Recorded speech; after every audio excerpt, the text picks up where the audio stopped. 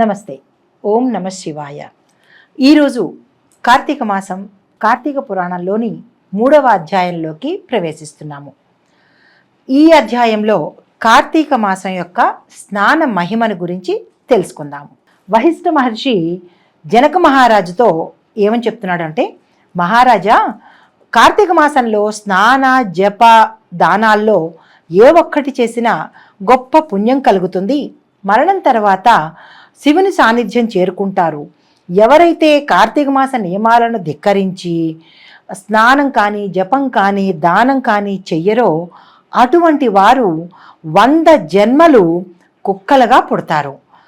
చివరకు కార్తీక పౌర్ణమి రోజు ఒక్కరోజైనా సరే నదీ స్నానం కానీ లేదా తత్సమానమైన స్నానం కానీ జపం కానీ అర్చన కానీ చెయ్యకపోవడం వల్ల బ్రహ్మరాక్షసులుగా పుడతారు అని వశిష్ఠుల వారు జనక మహారాజుకి చెప్పారు.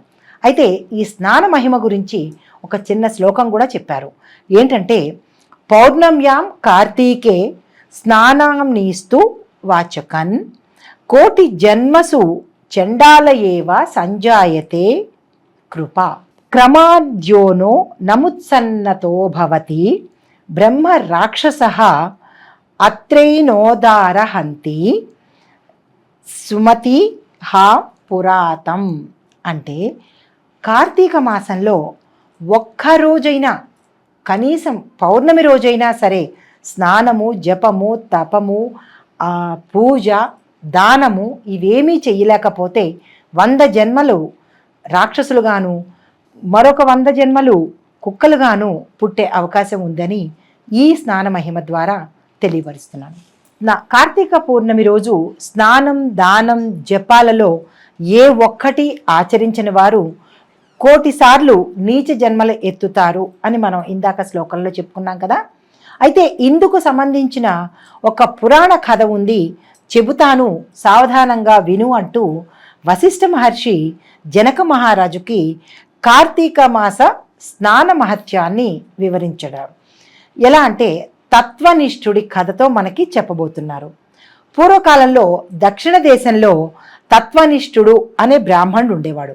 అతడు సదాచార పరాయణుడు, సకల శాస్త్రాలు చదువుకున్నవాడు, అయితే గొప్ప విద్వాంసుడు, తపశ్శాలి, అబద్ధపు మాటలు అస్సలు మాట్లాడేవాడు కాదు. భూతదయ కలిగి తీర్థయాత్రలు చేస్తూ దేవతలను సేవించుకుంటూ ఉండేవాడు. ఇంతటి మహామనిషి. అయితే ఒక రోజున ఆ బ్రాహ్మణుడు తీర్థయాత్రలకు వెళ్ళాలి అనుకుని గోదావరి ప్రాంతానికి చేరుకున్నాడు. ఆ నదీ తీరంలో ఒక విశాలమైన పెద్దటి మర్రి చెట్టు కనబడింది. అయితే దాని మీద 3 బ్రహ్మరాక్షసులు నివసిస్తున్నారు. వారంతా ఎలా ఉన్నారంటే, భయంకరమైన ఆకారంతో, నల్లని శరీరంతో, ఎండిపోయిన డొక్కలతో, ఎర్రని కళ్ళతో, బాగా పెరిగిపోయిన గడ్డంతో, నిటారుగా నిలబడి ఇనప తీగల్లా ఉన్న వెంట్రుకలతో చూడ్డానికి ఎంతో భయంకరమైన రూపంతో ఉన్నారు ఆ 3 రాక్షసులు. అయితే ఆ ప్రాంతానికి వచ్చిన ఈ బ్రాహ్మణుడు చాలా భయపడ్డాడు. ఈ ప్రాంతంలో ఈ 3 రాక్షసుల వల్ల ఆ చుట్టుపక్కల 12 మైళ్ళ దూరం వరకు ఏ జంతువు కానీ ఏ మనుషులు కానీ సంచరించేవారు కాదు, ఈ బ్రహ్మరాక్షసులకి భయపడి. అయితే వారిని చూడంగానే ఈ తత్వనిష్ఠుడు ఒక్కసారి భయపడిపోయి ఏం చేశాడు అంటే, విష్ణుమూర్తిని ప్రార్థించాడు. కొద్దిగా ధైర్యం తెచ్చుకుని విష్ణుమూర్తిని ఈ విధంగా ప్రార్థించాడు. త్రాహి దేవేశ లోకేశ త్రాహి నారాయణవ్య సమస్త భయ విద్వంసిన్ త్రాహిమాం శరణాగత అన్యథా శరణం నాస్తి అంటూ దేవతలతో పాటు లోకాలకు యజమాని అయిన శ్రీమన్నారాయణుడిని రక్షించు నాథ, రక్షించు తండ్రి అని వివిధ విధాలుగా రకరకాలుగా స్తోత్ర పారాయణాలు చేస్తున్నాడు. స్వామి స్వామి అంటూ శ్రీమన్నారాయణుడిని బిగ్గరగా అరుస్తూ మంత్రాలను చదువుతున్నాడు, స్తోత్రాలు చేస్తున్నాడు. అయితే ఆ తత్వనిష్ఠుడు చేస్తున్న స్తోత్రాలకి ఈ 3 రాక్షసులకి వెంటనే జ్ఞానోదయం అయిందనమాట. అంటే ఆ శబ్దమంత్రం విన్నారు కదా, నారాయణ శబ్దమంత్రం విన్నారు కదా, ఆ మంత్రం వినంగానే ఆ స్తోత్ర పారాయణాలు చెవిన పడంగానే ఈ బ్రహ్మరాక్షసులకి ముగ్గురికి కూడా జ్ఞానోదయం అయింది. అయితే వెంటనే బ్రాహ్మణుడి ఎదుటికి వెళ్ళి నమస్కారం చేసి తమ వల్ల తత్వనిష్ఠుడికి అంటే ఈ బ్రాహ్మణుడికి ఎటువంటి భయము ఉండదు అని నచ్చచెప్పారు. ఓ బ్రాహ్మణుడా, నువ్వు చేసిన ఈ నారాయణ స్తోత్రం వినడంతోనే మాకు కొద్దిపాటి పాపం నశించింది, జ్ఞానం కూడా కలిగింది అంటూ ఆ తత్వనిష్ఠుడికి సాష్టాంగ నమస్కారాలు చేశారు. అయితే ఈ తత్వనిష్ఠుడు ఆశ్చర్యపోయి ఇదేమిటి, రాక్షసులు హింస పెట్టాలి తినాలి కదా అనుకుని వెంటనే తేరుకుని, అయ్యా మీరెవరు, మీరు మంచిగా మాట్లాడుతున్నారు, మీలో ఇంతటి సహృదయం ఎలా కలిగింది, మీరు రాక్షసులు కదా అని ఈ తత్వనిష్ఠుడు ఒక్కసారిగా వాళ్ళని ప్రశ్నించి, అసలు మీకు ఈ వికృతమైన రూపాలు ఎలా వచ్చాయి, మీలో ఇంతటి జ్ఞానం ఉంది కదా అని అడిగాడు. అయితే వారు ఏం చేశారు, బ్రహ్మరాక్షసుల్లో ఒక్కొక్కరుగా చెప్పడం మొదలుపెట్టారు. ముందుగా మొదటి రాక్షసుడు ఏం చెప్పాడంటే, ఓ బ్రాహ్మణోత్తమ, నేను ద్రావిడ దేశంలో ఉంటూ ఉండేవాణ్ణి, పుట్టుకతో నేను సద్బ్రాహ్మణుణ్ణి, అయితే మంధర అనే గ్రామానికి అధికారిగా ఉంటూ ఉండేవాడిని. ఆ కులానికి సంబంధించి బ్రాహ్మణి అయినప్పటికీ చాలా చెడ్డ చెడ్డ పనులన్నీ చేస్తూ ఉండేవాడిని. ఎలాంటి పనులు అంటే అందరి ధనాన్ని తీసేసుకుంటూ ఉండేవాడిని, మోసం చేస్తూ ఉండేవాడిని, సాటి బ్రాహ్మణ్ణి హింస పెట్టి వారి వద్ద కూడా ధనాన్ని లాక్కునేవాడిని, నా దగ్గరికి ఎవరైనా యాచనకు వస్తే నేను ఇవ్వకపోగా వారి వద్ద ఉన్న ధనాన్ని కూడా నేను తీసేసుకుంటూ అసత్య మాటలు మాట్లాడుతూ కుటుంబ పోషణ కోసం అకృత్యాలు అంటే చెయ్యని అకృత్యం లేదు. కాబట్టి ఒకరోజు నా ఇంటికి ఒక బ్రాహ్మణుడు ధనార్థి అయి వచ్చి అడిగేటప్పటికీ నేనేం చేశాను, అతన్ని నిష్ఠూరమైన మాటలతో హింస పెట్టి కాళ్ళతో తన్ని అతని దగ్గరున్న ధనాన్ని కూడా నేను లాగేసుకుని అతన్ని తోసేశాను.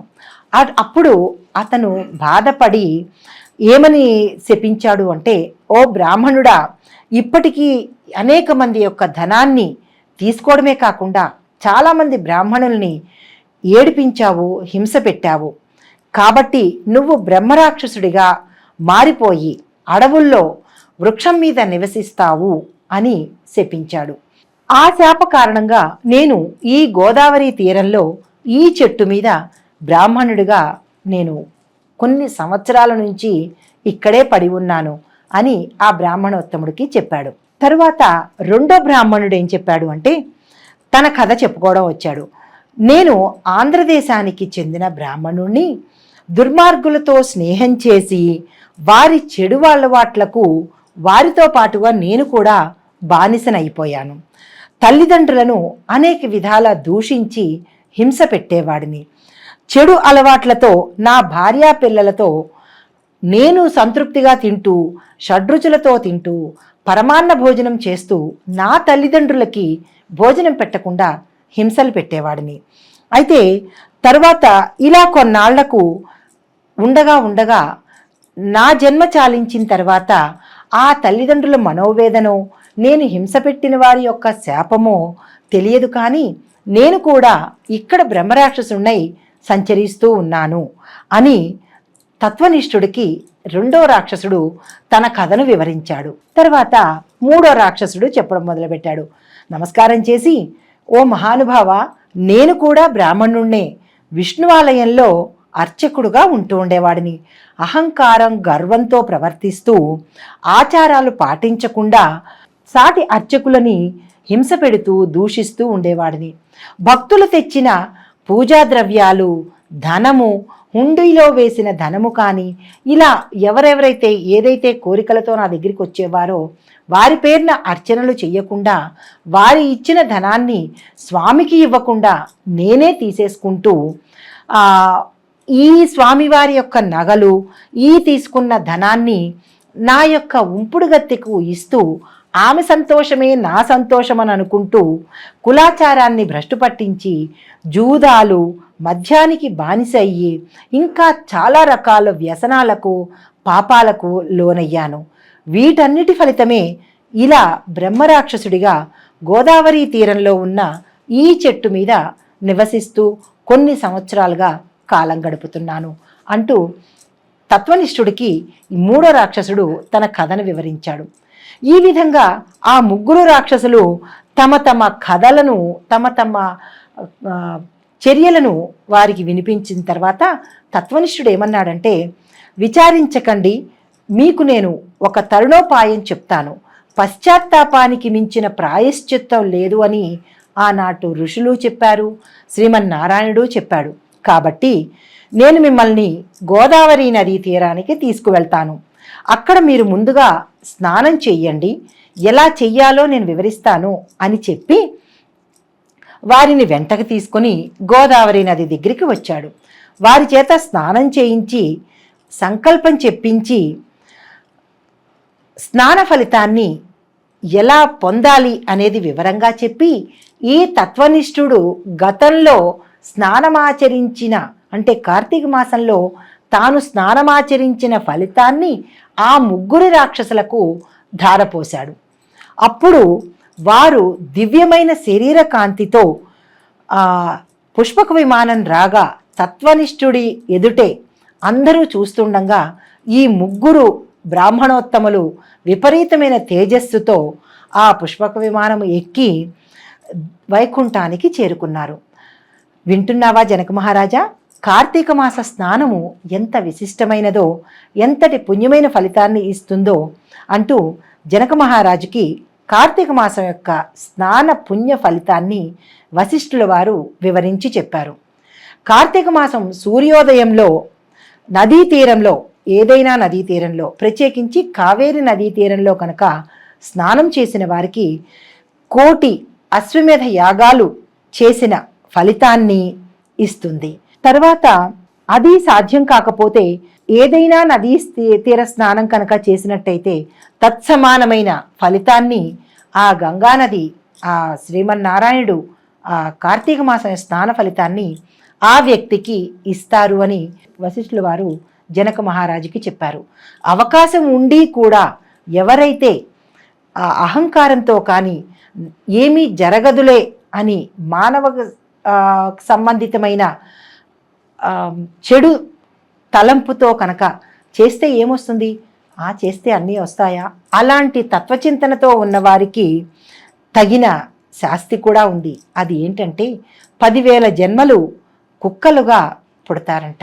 కాబట్టి మనం తెలిసి కానీ తెలియక కానీ సాధ్యమైనంత వరకు తెలిసి కూడా పాపాలు చెయ్యకుండా కార్తీక మాసంలో ఈ నదీ స్నానం కానీ లేదా మన ఇంటిలో లభ్యమయ్యే స్నానం కానీ స్వచ్ఛమైన స్నానాన్ని చేసి తత్సమానమైన ఫలితాన్ని పొందాలని కోరుకుంటూ, ఈ 3వ రోజు ఏ నియమాలు పాటించాలి, ఏవేవి విసర్జించాలి, ఏ మంత్రం చెప్పాలి, ఏ దేవుణ్ణి పూజించాలి, అందువల్ల మనకు వచ్చే ఫలితం ఏంటి అనేది మీకు నేను వివరంగా చెప్తాను. 3వ రోజు తదియా. విసర్జించవలసినవి అంటే నిషేధించవలసినవి ఉప్పు కలిపినవి, ఉప్పుతో చేసిన వంటకాలు, ఉసిరి.